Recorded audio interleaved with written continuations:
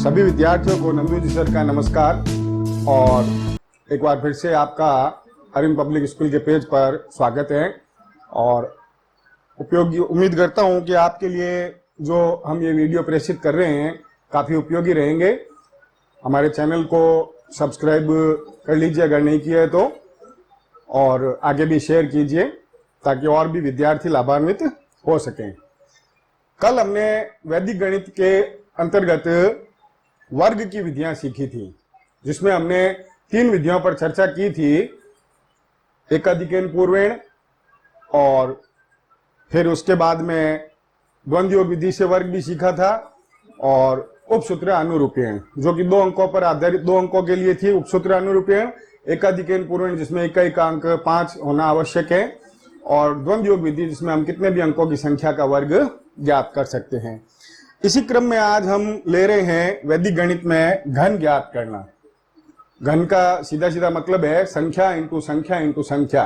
जब किसी संख्या को उसी से गुणा करके पुनः फिर एक बार अर्थात 3 बार उसी संख्या को आपस में गुणा किया जाए तो वो जो प्राप्त होता है उसे घनफल कहते हैं। 10वीं के पाठ्यक्रम में घनफल ज्ञात करने की 2 विधियां आपके पाठ्यक्रम में उपसूत्र अनुरूपेण और निखिलम विधि।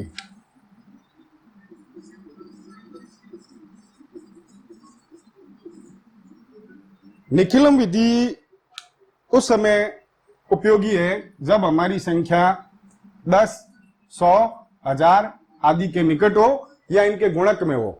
जैसे संख्या अगर 10 के पास में है तो ठीक है, नहीं तो 10 के गुणक में हो सकती है। जैसे 22 है तो 10 इंटू 2 तो इसके नजदीक हम आ सकते हैं। और पहली जो विधि है उपसूत्र अनुरूपेण, ये 2 अंकीय संख्याओं के लिए निर्धारित है। 2 अंकों की संख्या का घन आसानी से इससे हम ज्ञात कर सकते हैं। अब किस तरह से ये दोनों विधियां लगेगी इसको आज हम प्रयोग में लेंगे, कैसे काम में लेंगे उसके लिए हम सवाल लेते हैं। 32 का घनफल ज्ञात कीजिए। वैदिक विधि से अगर हम 32 का घनफल ज्ञात करना चाहते हैं तो चूंकि ये 2 अंकों की संख्या है और उपसूत्र अनुरूपेण से हम इसका घनफल बहुत ही आसानी से ज्ञात कर सकते हैं। इसके लिए क्या करना है, सबसे पहले 4 समूह बनाने हैं। ये पहला समूह, ये दूसरा, ये तीसरा, ये चौथा। इसमें संख्याओं को इस प्रकार से लिखना है कि किनारे किनारे वाले समूह में इधर दहाइकांक, इधर इकाइकांक, और बीच में हमेशा 3 इंटू 3 इंटू 2, और यहां भी 3 इंटू 3 इंटू 2। अर्थात ये 3 जो है ये हर संख्या में लगेगा, ये सूत्र में है। और अब आगे हम क्या करेंगे इसके लिए, तो इसमें किनारे किनारे वाली जो अंक हैं उन पर घात 3 लगानी है, क्यूब करना है उनका। और जो बीच वाले समूह हैं उनमें आपको मैं लिखने का तरीका बता रहा हूं कि किस तरह से लिखेंगे। जो इधर दहाई का, चूंकि दहाई का अंक इधर रहता है तो यहां पर जो बीच के अब दोनों समूह हैं इसमें पहले 3 पर घात 2 होगी और इस वाले समूह में 2 पर घात 2 होगी। तो इस प्रकार से हम अपनी संख्याओं को व्यवस्थित कर लेंगे, इससे आपको कंफ्यूजन भी नहीं रहेगा। वापस बता देता हूं, सबसे पहले 4 समूह बनाने हैं। दहाई का अंक जो है वो इस तरफ, इकाई का अंक इस तरफ। बीच वाले दोनों समूहों में हमेशा 3 तो लेना ही है घनफल ज्ञात करते समय, और 3 बाकी दोनों अंक जो हैं, जैसे 3 इंटू 2, 3 इंटू 2 लिख दिया। अब इसमें दहाई का अंक इधर रहता है इसलिए दहाई के अंक का स्क्वायर, और इधर इकाई के अंक पर स्क्वायर। अब इनका जो सरल मान है वो करके यहां लिख लेंगे। 3 की घात 3 अर्थात 3 इंटू 3 इंटू 3 करने पर 27 प्राप्त हुआ, और 2 इंटू 2 इंटू 2 करने पर 8 प्राप्त हुआ। अब इसमें सबसे पहले वर्ग कर लेंगे। 3 इंटू 3 किया 9, 9 को 3 से गुणा किया 27, और 27 को 2 से गुणा कर लिया 54। इस प्रकार से इस समूह में 54 प्राप्त हुआ। इसी प्रकार से इसमें गुणा किया, पहले 2 का स्क्वायर, 2 का वर्ग ज्ञात किया, 2 दूनी 4, 4 को 3 से गुणा किया 12, 12 को 3 से गुणा किया 36। तो इस प्रकार से हर समूह में हमें संख्याएं प्राप्त हो गई। अब उत्तर लिखते समय यह ध्यान रखना है कि हर समूह में से अपने को 1 अंक लेना है। और दहाई का अंक उससे पिछले वाले समूह में जोड़ना है। जैसे इसमें तो एक ही अंक है तो 8 ले लेंगे, इसमें से हम 6 ले लेंगे, 3 इसमें जोड़ेंगे 54 में, तो 54 और 3 यहां हो गए 57। 57 में फिर से 7 यहां पर और 5 इस समूह में जोड़ देंगे, 27 और 5 32। पहले समूह में कितने भी अंक हो सकते हैं। तो इस प्रकार से हमने देखा कि जब दो अंकों की संख्या का उपसूत्रानुरूपेण से अगर हम घनफल ज्ञात करते हैं तो बहुत ही सुविधाजनक होता है। निखिलम विधि से घनफल ज्ञात करने में हम एक उदाहरण लेते हैं। 104 का घनफल निखिलम विधि से ज्ञात कीजिए। निखिलम विधि से जब हम घनफल ज्ञात करते हैं तो ये जो सूत्र है इसको अगर हम प्रयोग में लाएं तो बहुत ही आसान हो जाएगा। उपाधार का स्क्वायर, 3 समूह बनेंगे। देखिए सबसे पहले समूह में उपाधार का स्क्वायर और ब्रैकेट में संख्या प्लस 2 इंटू विचलन। दूसरे समूह में उपाधार इंटू 3 इंटू विचलन का स्क्वायर और तीसरे समूह में विचलन की घात 3। यह सूत्र कोई नया नहीं है, ये एक्चुअल में निखिलम विधि से जो गुणा है 3 संख्याओं की उसी से बना है। पर चूंकि घनफल ज्ञात करने में जो संख्या है उसी को 3 बार गुणा करते हैं तो इसलिए यहां पर एक फिक्स हम निश्चित सूत्र बना सकते हैं। अब उपाधार क्या होता है वो हम बाद में चर्चा करेंगे, एक और उदाहरण लेंगे तब। सबसे पहले तो संख्या, अब संख्या जो हमारी दी हुई है वही। अब विचलन का अर्थ समझ लीजिए। विचलन का अर्थ है कि आधार और हमारी संख्या में कितने का अंतर है। यहां पर आपको बहुत ही महत्वपूर्ण चीज ये है, जो ये ध्यान रखना है आपको कि विचलन माइनस में भी हो सकता है और प्लस में भी हो सकता है। अब ये कैसे तय करेंगे, जब हमारी संख्या आधार से ज्यादा है तब तो उतना ही अंतर। विचलन शब्द का अर्थ है डेविएशन, इसका मतलब है सामान्य भाषा में आप समझ सकते हैं अंतर। तो हमारी जो आधार है उससे अगर हमारी संख्या ज्यादा है तो जितनी ज्यादा है तो उतना विचलन प्लस में आएगा, और अगर हमारा जो आधार है उससे हमारी जो संख्या है वो कम है तो उतना ही विचलन माइनस में आएगा। अब आधार कैसे लेते हैं हम, अगर हमारी संख्या दहाई तक की है, जैसे 2 अंकों की है तो आधार 10 होगा। अगर हमारी संख्या सैकड़े के तक की है तो आधार 100 हो जाएगा। तो जैसे इस प्रकार से ये संख्या 104 है। उपाधार वहां पर काम करेगा जब हमारी संख्या सीधे सीधे तौर पर 10 100 इनके पास में नहीं है लेकिन इनके गुणक में है। जैसे हमारी संख्या अगर यहाँ 200 और समथिंग उससे कुछ ऊपर होती या 200 के निकट होती या फिर 10 के गुणक में होती, जैसे कि 22 है, 32 है, 35 है, 55 है, जो कि 10 के गुणक में है, तो उस समय हमारे जो है वो उपाधार काम में आएगा, जिसकी हम चर्चा बाद में करेंगे। अब इस सूत्र के अनुसार हम अगर संख्या को लिखते हैं, हमने आधार और विचलन यहां पर लिख दिए। अब इसके अनुसार हम चलेंगे। पहले समूह में संख्या जो कि है 104 प्लस 2 इंटू विचलन। विचलन हमारा है 4। अगर माइनस का होता तो हमें यहां पर माइनस का चिन्ह लगाना पड़ता, लेकिन इसमें प्लस का विचलन है। फिर यहां उपाधार इस सवाल में अभी नहीं है, आवश्यकता नहीं है, क्योंकि हमारी संख्या सीधे तौर पर 100 के पास में ही है। फिर 3 इंटू विचलन का स्क्वायर अर्थात 4 का स्क्वायर, ये दूसरा समूह हो गया। और तीसरे समूह में विचलन की घात 3 है तो 4 का क्यूब। अब इनको सरल करेंगे।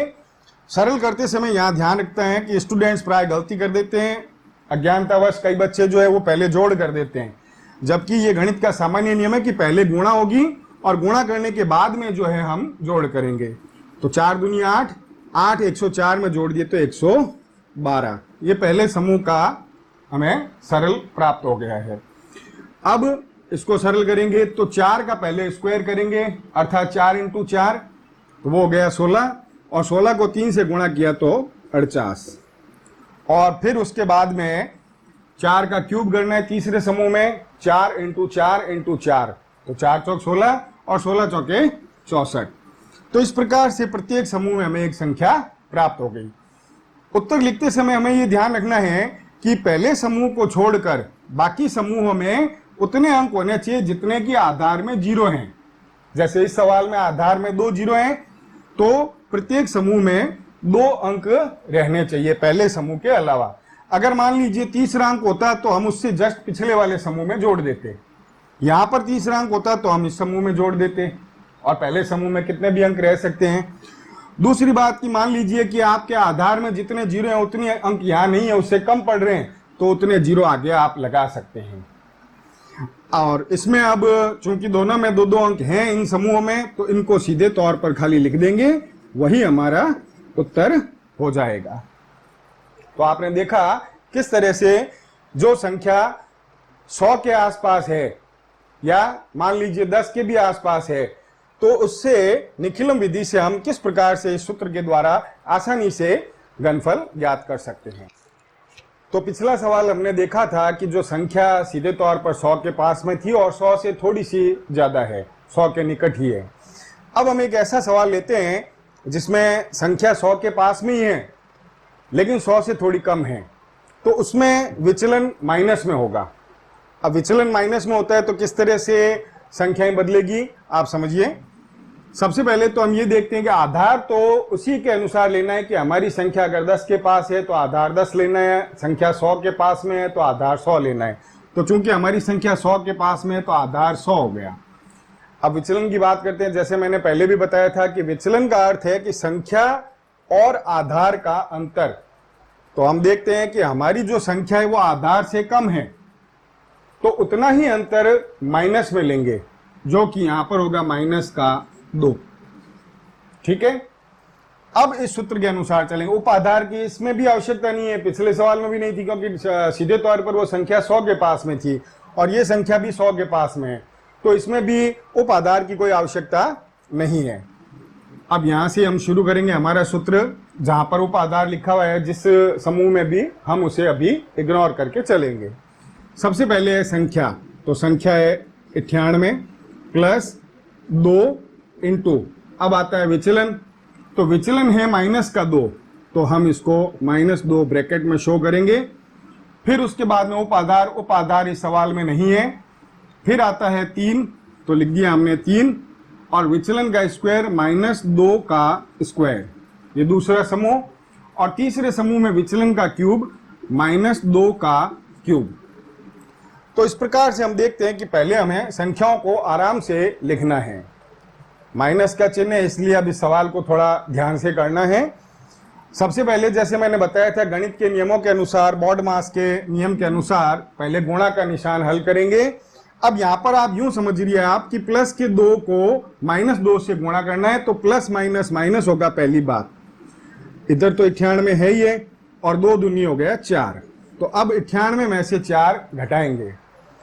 यहां पर हम देखते हैं स्क्वायर करेंगे।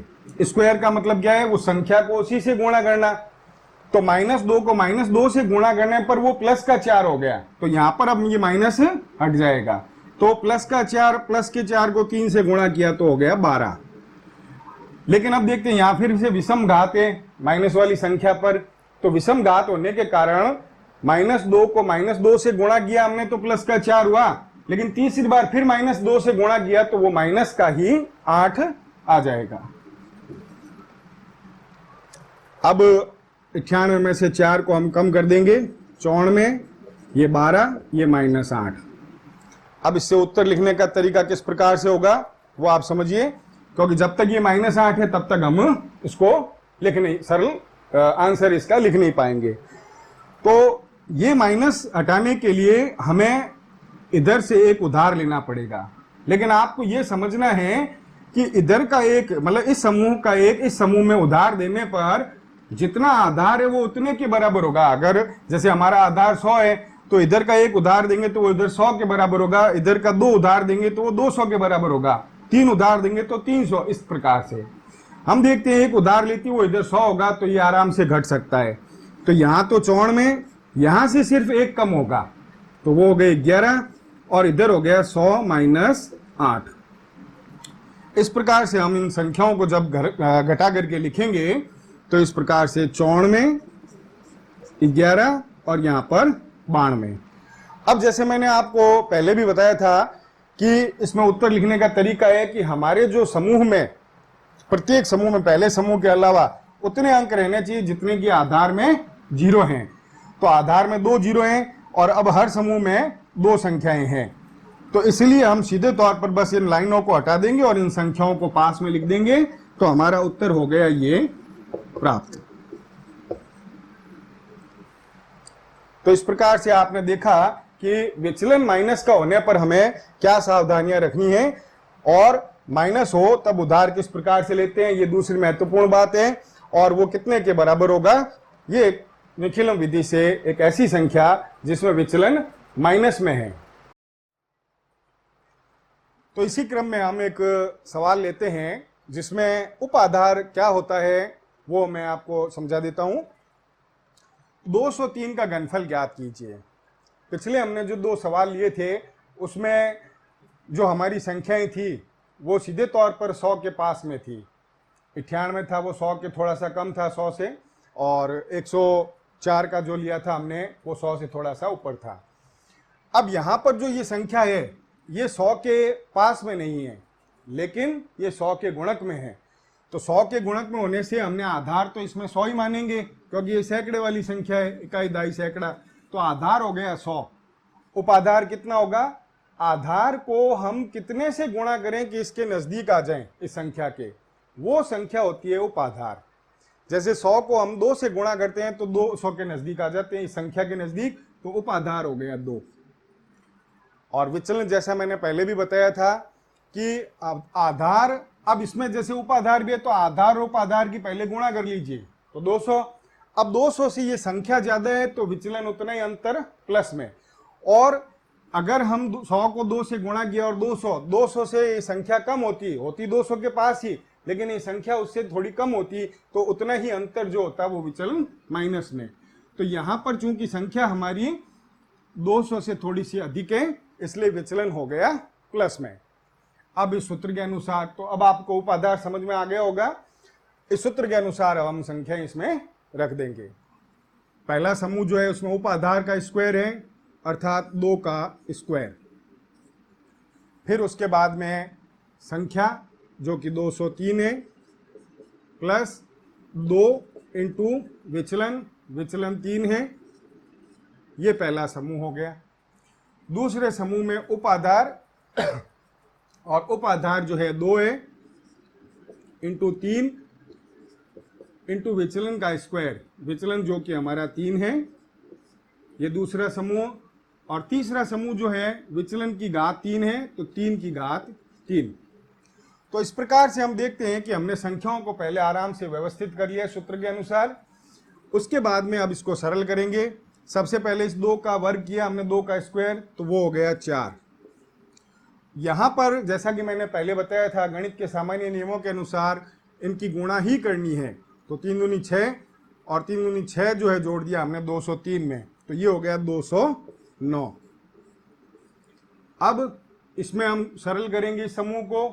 तो इसमें पहले 3 का वर्ग करेंगे, 3 का स्क्वायर करेंगे। 3 इंटू 3 9, 9 को 3 से गुणा किया 27, और 27 को फिर 2 से गुणा किया हमने 54। इसमें 3 की घात 3 है तो 3 इंटू 3 इंटू 3 किया तो 27। अब इन दोनों समूहों में तो एक एक संख्या प्राप्त हो गई, लेकिन अभी इस समूह में जो है हमें 4 की गुणा करनी है 209 से, जो हम गुणा करने पर हमें प्राप्त होगा 836। और यहाँ पर 54 वापस, 27 वापस वैसा ही। अब उत्तर लिखते समय हमें फिर से मैं याद दिला दूं, वही चीज ध्यान में रखनी है कि हर समूह में उतने अंक होने चाहिए जितने के आधार में 0 हैं। तो आधार में 2 0 हैं तो प्रत्येक समूह में 2 अंक होने चाहिए। पहले समूह में कितने भी हो सकते हैं, 2 अंक हैं तब कोई दिक्कत वाली बात नहीं है, सीधे ही उत्तर हमें लिखना है। ये 836, 54, 27, ये इसका उत्तर हो गया। तो हमने देखा किस प्रकार से उपाधार होने पर भी ये विधि प्रभावी है। आपको केवल बस ये सूत्र ध्यान में रखना है और इसके अनुसार आप घनफल आसानी से ज्ञात कर सकते हैं। तो इस प्रकार से आज हमने घन की 2 विधियां सीखी थी, जिसमें पहली विधि थी उपसूत्र अनुरूपीण, जो 2 अंकों की संख्या के लिए अधिक प्रभावशाली है, और दूसरी जो विधि थी वो निखिलम विधि है। कल हम इसी क्रम में भाग की विधियां भी सीखेंगे। भाग में मुख्य रूप से मैंने पहले भी बताया था जब हमने टॉपिक की बात की थी, टॉपिक्स की, तो भाग की मुख्य रूप से 2 विधियां हैं। ध्वजांक विधि से भाग है और निखिलम विधि से भाग है। एक और भी इसकी उपविधि भी है, परावर्ती योज्य, लेकिन आपके लिए दो अगर वो समझ लेंगे आप निखिलम विधि से और जो ध्वजांक विधि है तो भी काफ़ी उपयोगी रहेगी। तो बाकी की चर्चा हम कल करेंगे भाग के साथ में।